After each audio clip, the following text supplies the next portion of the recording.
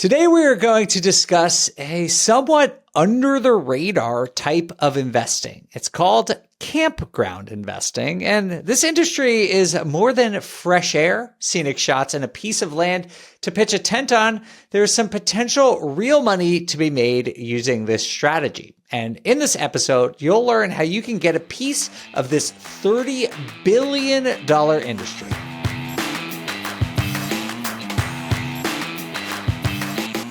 Hey investors, and welcome to the BiggerPockets Real Estate Podcast. I'm your host, Dave Meyer, joined today by Mr. Henry Washington. Henry, tell us about what we're going to learn today, because this is something I have no experience. Do you have any experience with this?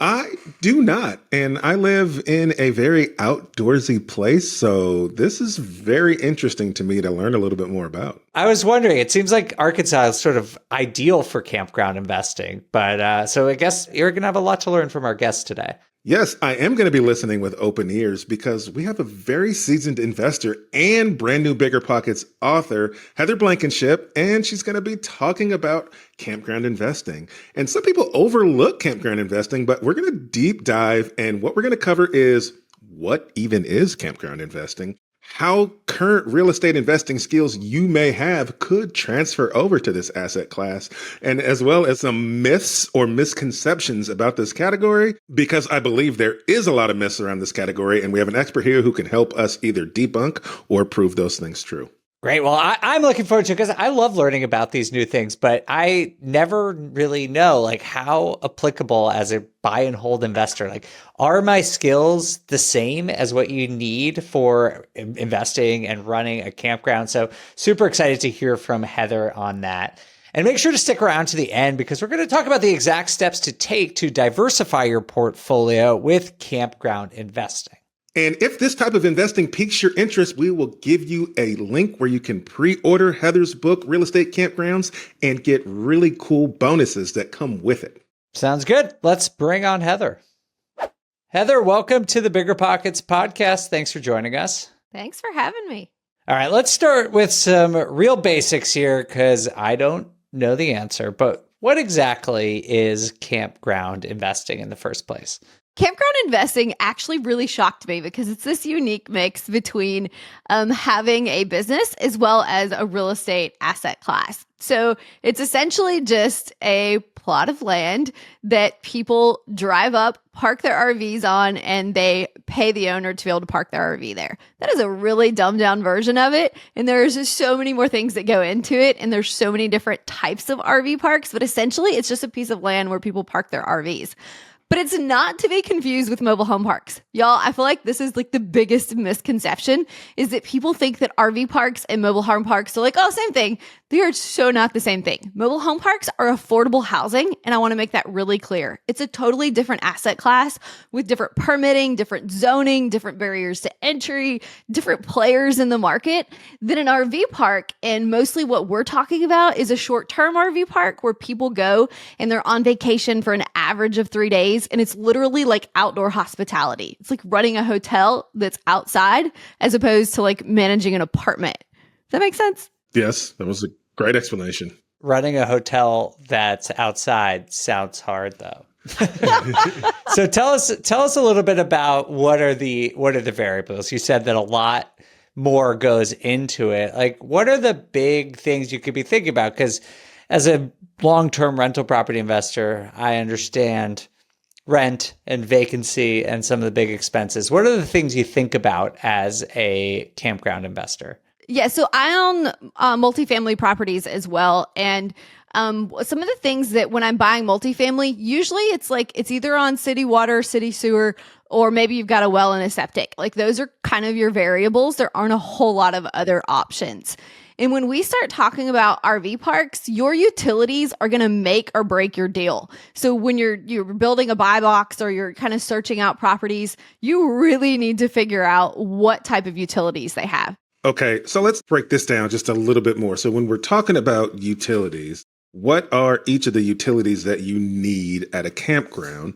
And are you, I assume like a hotel, I'm not paying for my own water. So I would assume at an RV park, all the utilities are on the owner. So what are all the utilities, and then like what are the big red flags in terms of utilities when people are looking for some of these plots of land? It's kind of a wide variety. Some people want to go camping and they want to spend $20 and they're going to go and they're going to take their tent and they're not going to have any hookups. So there's going to be these like dry camping tent sites.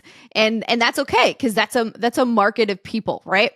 And then you're going to have these people who have these giant multi-million-dollar buses and they are expecting 50 amp hookups. They're expecting really great Wi-Fi. Wi-Fi is a utility for us, not an amenity. People expect you to have that just like they do in a hotel, as well as your water and your sewer hookup.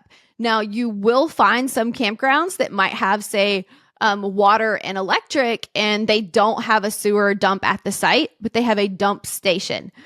People definitely don't prefer that. But sometimes if you're going camping and say, I know this really amazing campground that's on the Gulf of Mexico, and you can literally pull your RV up to the back of the ocean. I will do without my sewer dump station to camp on the ocean, right? So there's some unique situations where some of that stuff isn't as important. But generally, when people are camping in like tourist towns or they're going to like stay near an attraction like a baseball game or something that they're going to see, they are going to expect the same amenities they have in a hotel, which is the water, the sewer, the electricity, the Wi-Fi, cable. Cable's kind of iffy nowadays, but if you've got really great Wi-Fi, but those are the typical things they're going to expect. Okay, so let me quickly recap. So what we're talking about here is you're going out and you're either buying an existing or you're finding a plot of land and you're turning it into an RV park. And that's where people bring in their RVs to hang out and do fun vacation-y things at these places. And so it's short term. You don't have like long-term people. Sometimes you do. There are long-term parks, but it's usually two different places. Okay. There's short-term parks. There's long-term parks. There's parks that operate almost like a lake house where people, maybe it's within an hour of their house. And on the weekends, they go hang out there like they would at their lake house. So those are seasonal sites. Usually it's in somewhere like, maybe it's Wisconsin, somewhere up north where it's going to be really cold in the winter. So they're not going to be able to access it. And then they're going to stay there. There's also man camps where people stay because there's, a pipeline coming through the area.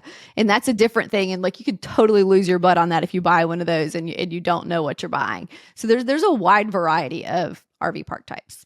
All right. So Heather, maybe just back up a second, because this sounds interesting and like a whole very unique business, but why should investors consider this? Like, what's the upside of buying a campground? So one of the most amazing things about buying an RV park is it is this perfect mix between cash flow and appreciation.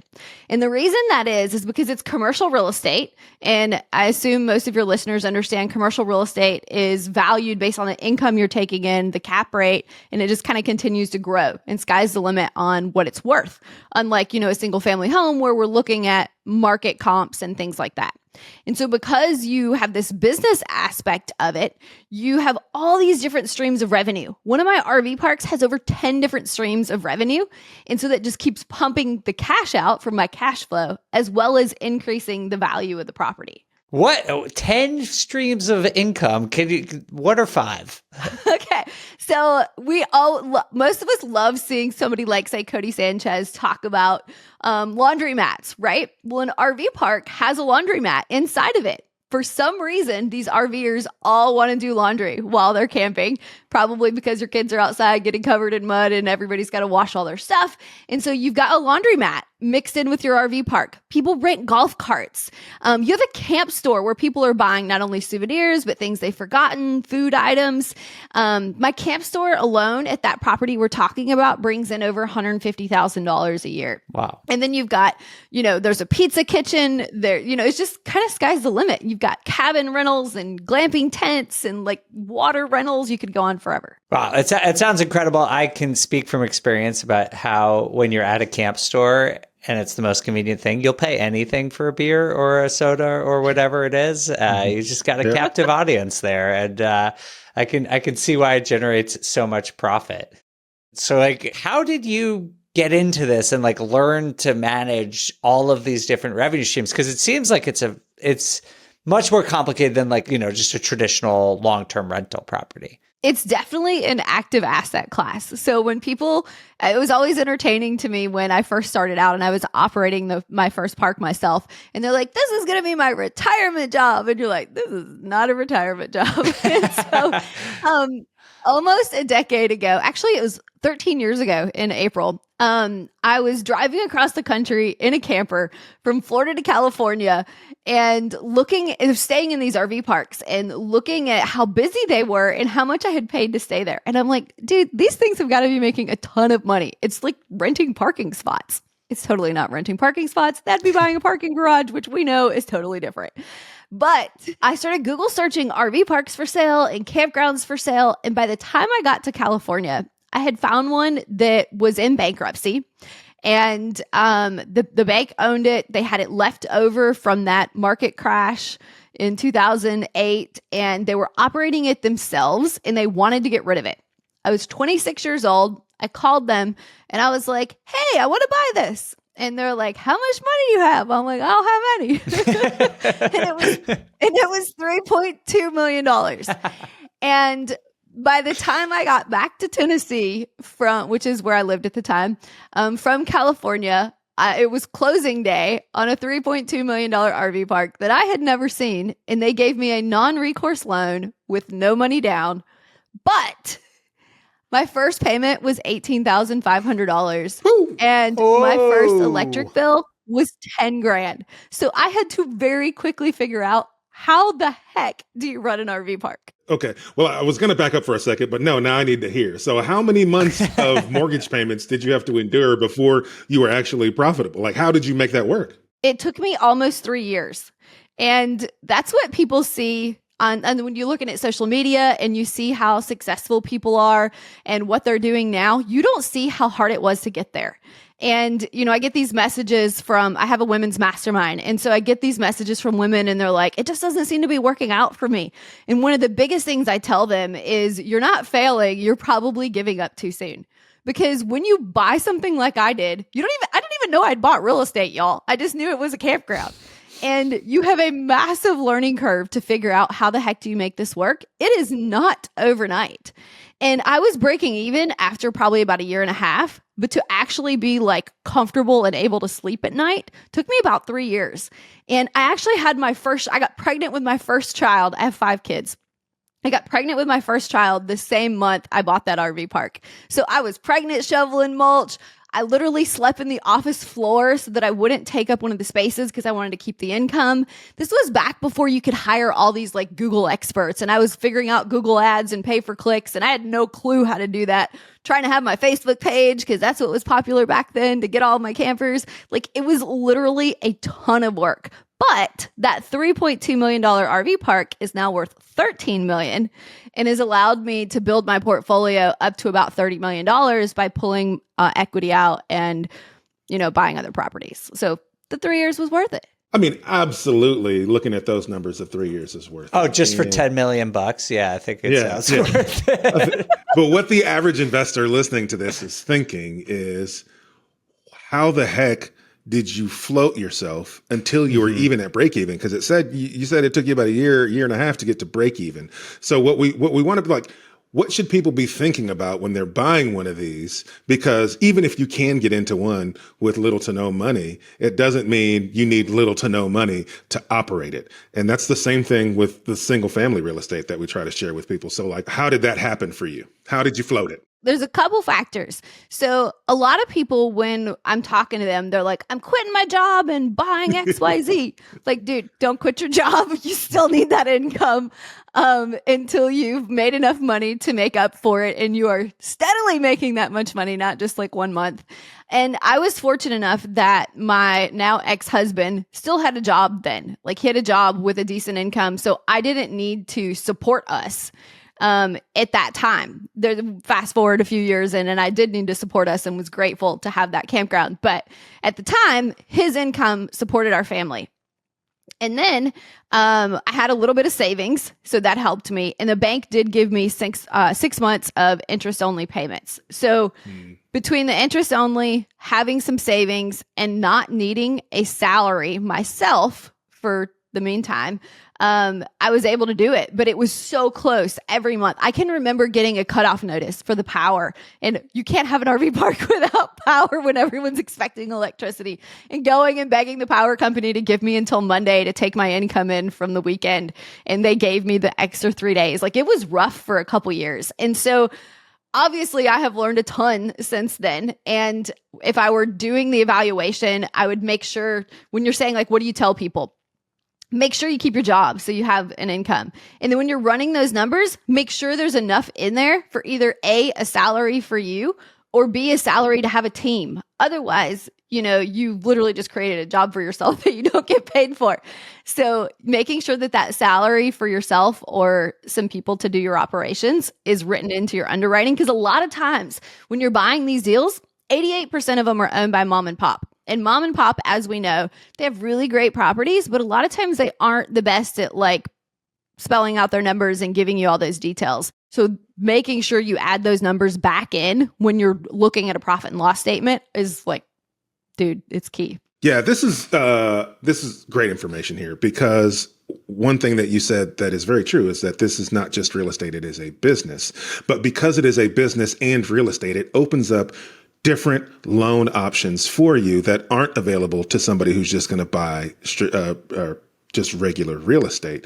And so for those of you that are listening to this and you're thinking, man, well, how do I account for, because essentially what you're talking about between that year to year and a half, when you got from not making money to breaking even, what you essentially had to fund your business with was what businesses call startup capital, right? So you didn't really have any startup capital. But if you're running a business, you can get an SBA loan. I think it's like 503 or something. I can't remember exactly what it's called, but you can underwrite into the loan the estimated startup costs that you need so that you aren't having to come out of your pocket with those expenses, and you can actually have that into your loan. So people who are listening to this and you want to do this, yes, it sounds scary and yes, it's intense. But if you plan for these things on the front side, there are loan products where you can actually include the startup costs and the costs you need to sustain your park until the spots are actually full. Let's talk about that for a second, Henry, because the way we were describing it does sound really freaking scary. But remember, y'all, I bought a park out of bankruptcy.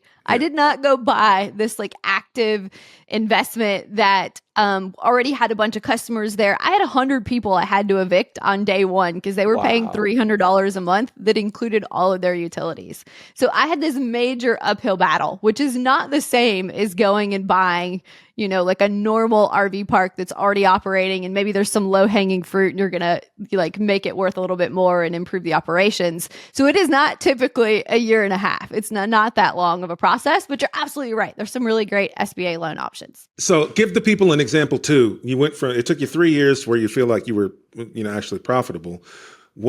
How you had to evict how many people you said? And so now you've got a park that doesn't have any campers. So how long did it take you to go from where you started from, maybe a couple of spots full, to where you felt like it was actually producing income? Like, what's that time frame typically look like? So I was really, really lucky and blessed. I bought this property in Pigeon Forge, Tennessee, and it is a mile from Dollywood, which is, if you're not familiar with Pigeon Forge, it is the Disney World of Tennessee. And Dolly being a mile, it's like being a mile from Disney World. And so getting it cleaned up, getting all the people out of there that shouldn't have been there, it was not difficult to get people to come. It was difficult to figure out like operations and expenses and all those things, because it's an area that people are coming to regardless. So you do a little bit of marketing. Like I said, I was figuring out Google AdWords and pay for clicks and Facebook at the time, and people start coming. So getting business wasn't tough. So Heather, I'm just curious, like if you're a beginning medium real estate investor, like how transferable are the skills that you have in buying a few more traditional real estate investments to campground investing? Actually, I think they work really well because you've learned a lot of good skills with buying, whether you're buying short-term rentals, long-term rentals. You've learned to look for deals, right? You've learned to evaluate deals. You're definitely evaluating a little bit different, but once you learn your kind of inputs and your categories, it's the same idea. So You've learned to buy, you've learned to evaluate, you've learned to negotiate, you've learned how to put in offers. So that initial kind of searching for the deals, you've learned a lot. The only difference is you're not going to find them on the MLS. They're in some unique places that you find RV parks. You can find them on Crexy and LoopNet, which if you buy commercial real estate, you're familiar with.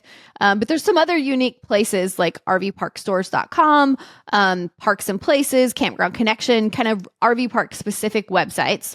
Or you've learned to look for off-market deals and you know how to do that. So all those things are transferable. Once you actually buy the property is where it gets a little bit different.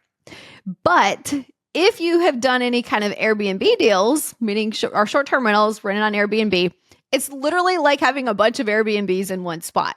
A lot of RV parks have tiny homes. We call them camping cabins. As well as glamping tents. And those are actually on Airbnb. I mostly rent them through my direct booking site, but they operate the exact same way. So there's a lot of skills that are transferable. You just need to learn the industry specific stuff.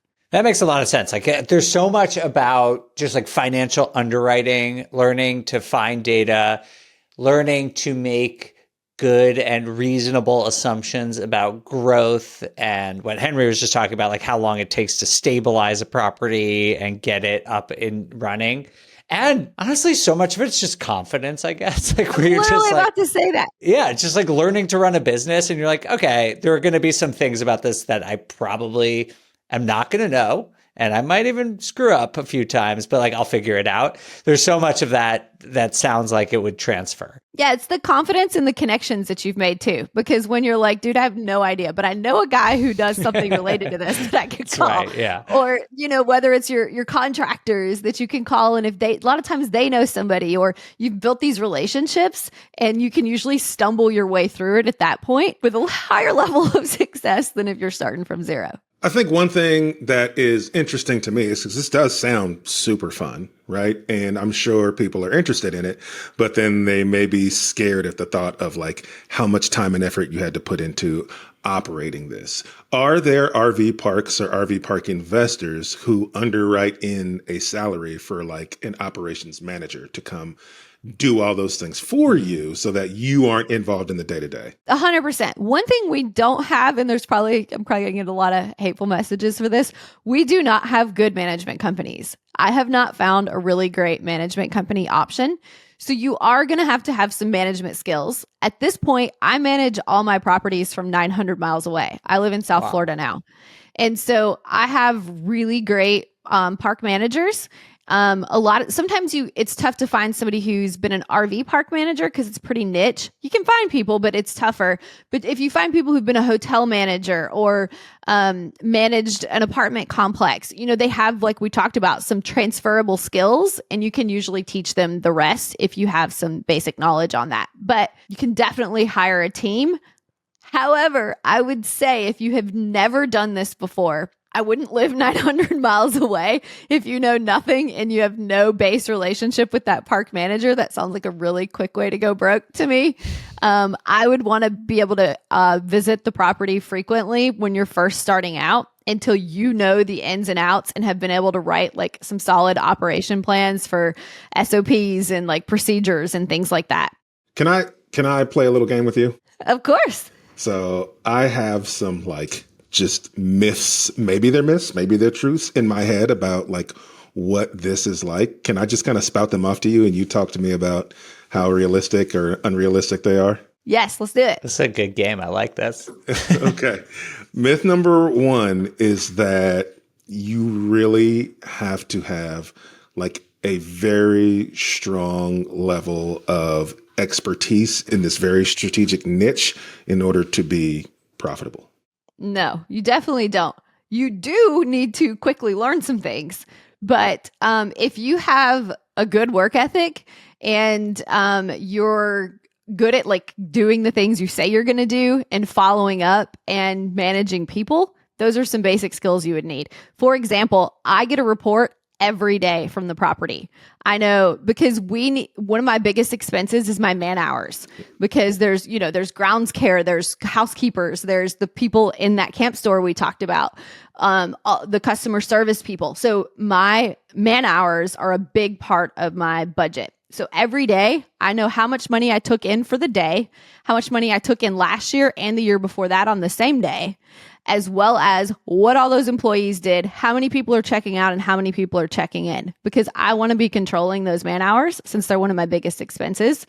And you learn that by just doing it over time. But those are management skills, right? Yep. So as long as you've got some of those management skills that transfer, you'll be okay. And as we're talking about today, I have a book coming out with BiggerPockets all about how to buy, operate, and manage RV parks, and it'll give you the base knowledge you need to be able to do that. Okay, good. I like that. Myth number 2 is that this would only work in some niche area where you're close to some cool amenities like a Dolly World or something else where people are coming to stay there because they want to go see something else. So, you know, the whole theory when people say if you build it, they'll come. So there are tons of RV parks that are in the middle of freaking nowhere. Like if you go to them, you're like, why is this here? And they have like amazing water parks and like cool themes going on for the weekend. And like they've literally, think about like Boy Scout camp or Girl Scout camp or church camp, whatever your frame of reference is. That always took you to the middle of freaking nowhere where if you were old enough to know, you'd be like, we're going to get murdered here, right? You're literally like in the middle of nowhere, right? But they come up with all this fun crap for you to do for the week. And so if you have good marketing and you have someone who's good at like planning all that out, there's definitely really amazing campgrounds that are not next to tourist towns and like big events. So just to be clear though, Heather, like you still need an attraction, but you can sort of create the attraction rather than buy close to some attraction, which I would imagine would be more expensive. Yeah. And then there's also tons of national parks and state parks. And like there's tons of stuff that can be your attraction, whether it's hiking or fishing or boating or whatever. Think of all the different activities that people enjoy that are outdoors. Like it's kind of sky's the limit. You just have to play off of what's in the area. Yeah, I have there's a local golf course that I play at here in my town, and they have an RV park literally right. It's all one thing. It's like a golf course, a clubhouse, and an RV park. And of all the things they could be doing to improve this golf course, they're not improving the golf course. They're clearing out more land to add more RV pads, and it's never not full. And so, yeah, I mean, the whole attraction there is there's a golf course. Like, so you're right. You can create that. Dave, do you have a myth? I have one more, but if you have a myth. You can't call them myths, otherwise we know they're not real. So you have to call them something in my else. Head, I just think, I don't know if they're real or not. Assumptions. Yes, assumptions, yes. No, what's your third one? Go for it. That it's very expensive to do this. Okay, I did have that idea, yeah. It depends on where. So that park we keep referencing, it was so expensive because it's in a tourist town, right? I'm a mile away from the largest tourist attraction in the area. It's the #1 visited national park in the country. So the land alone, right? If we were talking about just land value, if you wanted to just try and sell the land, is expensive there. But not everything has to be in the #1 visited national park in the country, right? So some of your largest expenses are going to be related to the land, what it costs to buy land in the area. And if you really wanted to, you could buy a decent campground for the equal to or less than people are investing in individual large short-term rentals or one house in California, right? Or some of the small multifamily properties. Like you could easily go find a park for, let's say, $1 million. Now, is it going to spout out tons of cash? No, but I like to buy RV parks that have some meat on the bone left, right? Some low-hanging fruit. So maybe you buy this park and we're going to make something up here, but maybe it's like 20 or 30 acres and mom and pop only put 20 sites in or 50 sites in, and they've been operating those 20 or 50 sites really well, but they could expand. So you stabilize your 20 to 50 sites, and as you become more successful, you expand the property, or you add some more of those streams of revenue and you grow it and make it worth more money. A lot of times there's those low-hanging fruit too of mom and pop don't always have online reservations for RV parks. They're not using really great software with dynamic pricing and occupancy optimization. You know, all these details that we could dive really deep into that we don't have time for today. You could go buy that $1 million, $2 million RV park and turn it into something worth significantly more. But you've got to want to do that value add. Okay, I have one myth. I guess it's I don't know. It's more of a question. Henry's a better podcast host than me. But the question is like, what's like the minimum size? Like, cause when I hear this, I'm like, oh, it's got to have like hundreds of units, but like, do smaller campgrounds exist? They do. And so again, we're back to that question we talked about in the beginning. Do you want to create a job for yourself? Or are you looking for that like, No. Because some people think it's super fun to go hang out with all the campers and pill around with the grass and whatever, right? It depends on your personality. I actually would love that. Yeah, right. That sounds fun. And they hang out with everybody. They like working in the kitchen because they love cooking, like whatever it is. Okay. There's some campgrounds that like make homemade root beer and like amazing homemade ice cream because that's what grandma loves to do with her time. Right. So it depends on your personality. Are you looking for a job for yourself? Or are you looking for that total passive life? Like me, I've got 5 kids now who are homeschooled and I'm in South Florida, that you need to build in this budget for. It also depends on your location, because if you're in Arkansas with Henry and you're not at the golf course, maybe your campsites are 30, 40, 50 bucks a night. But if you're back over there on the ocean, like we just talked about, where you're backed up to the ocean and you're getting $150, $200 a night for your RV sites, the number of sites you need is going to be different depending on what you paid for it and how much you can charge and all of those kinds of things. And so to kind of give you an answer, since I'm like skirting around all of it, is you need to do different things with the property. On my Instagram account, my team likes to put these things together where they find RV parks that are for sale and have me say whether or not I would buy them and why I would or wouldn't. And when they show me these RV parks that are like 20 sites and they have no room for expansion, my answer is not no. My answer is usually yes, but I would turn it into a glamping resort. Because if you took those 20 sites and you put really cool tiny homes or really cool glamping tents or yurts or remodeled train cars, like whatever the unique experience you're going to have is, you're going to be able to charge those short-term rental rates for all 20 of those sites. And you're like, holy crap, I now have 20 short-term rentals in one location. And not only do I have 20 in one location, I have this economies of scale where my housekeeper is not this person who charges me 50 bucks an hour anymore. They're my employee and they're making $20 an hour because I have them full time. I've got a full-time maintenance guy who goes around. My lawn keeping people are my people, not this big expense. Right? You can do occupancy optimization because they all look the same. So if something's broken, you can move them instead of canceling a reservation. And we could talk about it forever, but it just depends on what you're going to do with the property. It makes sense. Going back to your analogy earlier of like how it's kind of like a hotel and hospitality, it's like the difference between a boutique hotel and sort of like a mass market hotel, where the bigger campgrounds, more self-service. And then if you have a smaller place, it maybe tends more towards luxury, or not necessarily luxury, but like unique amenities. And you can do that because the scale is more appropriate. That one sounds fun to me. Right. And there's niche properties within this asset class. There's LGBTQ parks. There's nudist parks. There's like all these random things that people have come up with that there is a niche for. And then they charge more money for that. And they have this amazing time there because they're catering to that type of person. Okay, my final assumption / myth is that because this is or can be super niche, is that there's not a ton of opportunity if I want to make this my expertise and then grow and scale this from a business standpoint. Yeah, so there's thousands of RV parks in the country. Now, I will tell you, when you're looking for deals, it's not going to be the same. You can't be like, I want a deal in Bentonville, Arkansas, and I'm going to have like 20 different options for RV parks to buy, right? You need to, when you're narrowing down your buy box, it's better to narrow it down to like either a region of the country or maybe a state, or like I primarily buy in East Tennessee, or, you can't really go like, it's got to be this city unless you live in like some tourist attraction or national park or whatever. Okay. That gave me a question, Heather.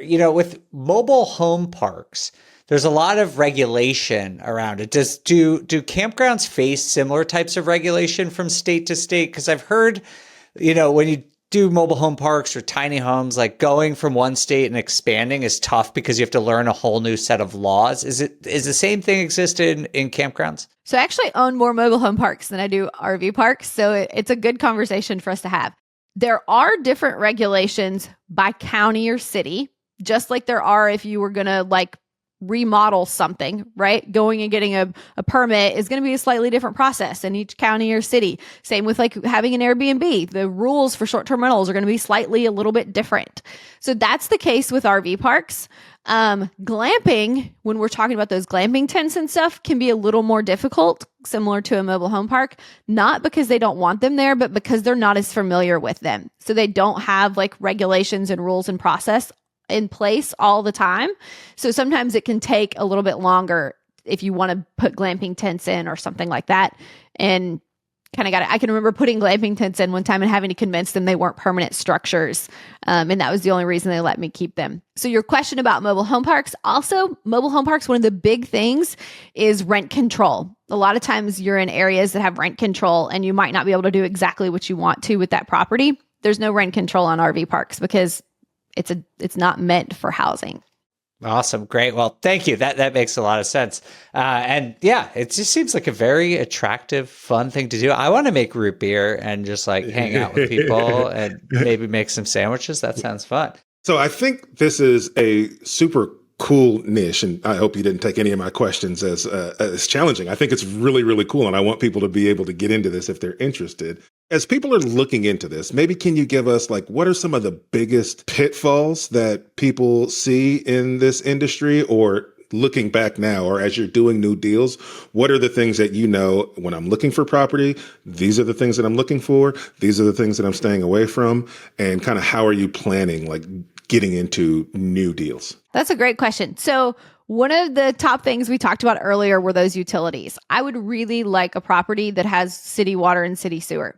Now, if it's in an amazing location like we talked about, and they have septic and well, I would totally be okay with that if it makes up for it. But if you're buying septic and well, make sure you have those inspections done. You need to have an inspection done on your well and on your septic before you close on that property, and make sure that it has the right capacity for what you have and what you plan to do. Because sometimes people will be like, oh, I'm going to add 50 sites. You're like, do you know how much money you got to spend to be able to get rid of the sewer and the water and all that stuff?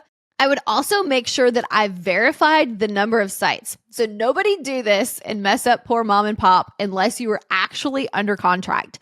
But once you're under contract, call the city and make sure you are properly zoned and permitted, not only for an RV park, but for the number of sites you think you're buying. I have gone as far as now I get a letter from the city addressed to me with how many sites I'm zoned and permitted for so that I don't have a problem in the future. Yep. But making sure you're properly zoned and permitted is a huge thing. Real quick, before you go on from that, like, I want you to kind of break that down for people, because you said before you mess up mom and pop. And so I know what you mean there, but like, what are you getting at there?